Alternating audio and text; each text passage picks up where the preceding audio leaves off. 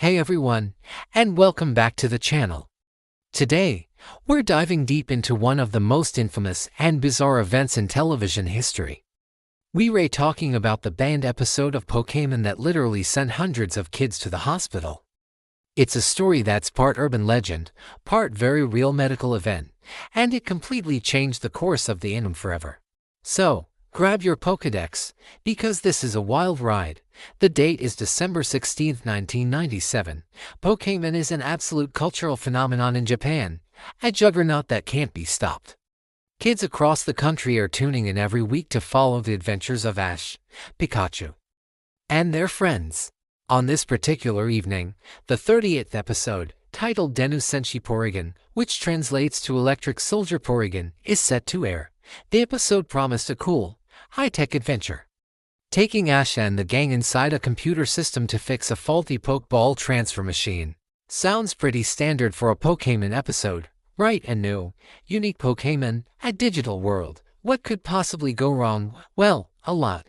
About 20 minutes into the episode, our heroes are inside the digital world, facing off against a vaccine program designed to eliminate a computer virus. Pikachu steps up to protect everyone and unleashes a massive thunderbolt attack. This is where everything went terribly wrong. The animators decided to portray this explosion with an incredibly rapid sequence of flashing red and blue lights, alternating at a frequency of about 12 Hz for nearly 5 seconds. The effect was intense, filling the entire screen with a throbbing, pulsating pattern. Almost immediately, reports started flooding in from all over Japan. Children were experiencing a range of terrifying symptoms: dizziness, nausea, blurred vision, headaches, and in the most severe cases, convulsions and full-blown epileptic seizures. Panic ensued as parents rushed their kids to hospitals. In total, over 700 children were affected by what they had just seen on their television screens. The media dubbed the incident the Pokémon shock. It was a national crisis, and the show that was once the pride of Japan was suddenly at the center of a massive controversy. So, what exactly happened? The phenomenon is known as photosensitive epilepsy. For a small percentage of the population, certain patterns of flashing lights or contrasting visual patterns can trigger seizures. The combination of the bright, flashing red and blue lights in that specific scene was the perfect storm to induce this reaction on a massive scale. It is important to note that most of the kids who were affected didn't even have a prior diagnosis of epilepsy. The stimulus was just that powerful. The fallout was immediate and severe. The Pokémon anime was pulled from the airwaves for entire months. The network, TV Tokyo, issued a public apology, and the producers were in hot water. It was a massive investigation. They analyzed the episode frame by frame to understand what went wrong. New guidelines for animation were created across the entire Japanese television industry to ensure something like this could never happen again. These new rules included limiting the rate of flashes, the intensity of color changes, and avoiding specific patterns that were now known to be dangerous. When Pokémon finally returned to the air, the opening sequence was even rated to be less visually stimulating. Now, here's the most fascinating and, frankly, fair part of the whole story. The episode was called Electric Soldier Porygon. Porygon was the new Pokémon introduced, the one that allowed Ash and his friends to enter the digital world in the first place. But who caused the infamous flashing explosion? It was Pikachu. Pikachu's Thunderbolt was the trigger. Yet, who took the fall? Porygon. The episode was immediately and permanently banned worldwide. It has never been re-aired, dubbed, or released on any home media format ever.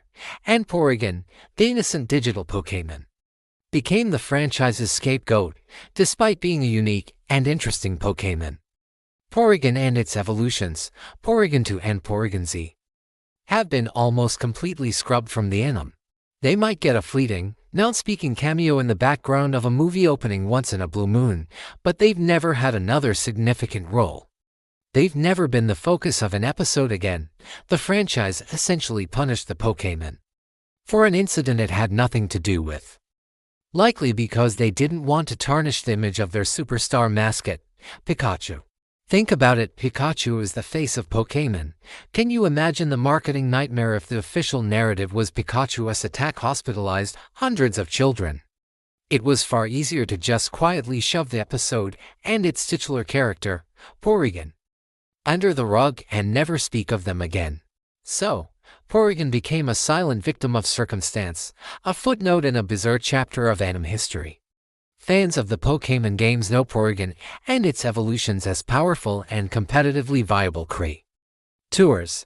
But in the world of the anime, they are ghosts.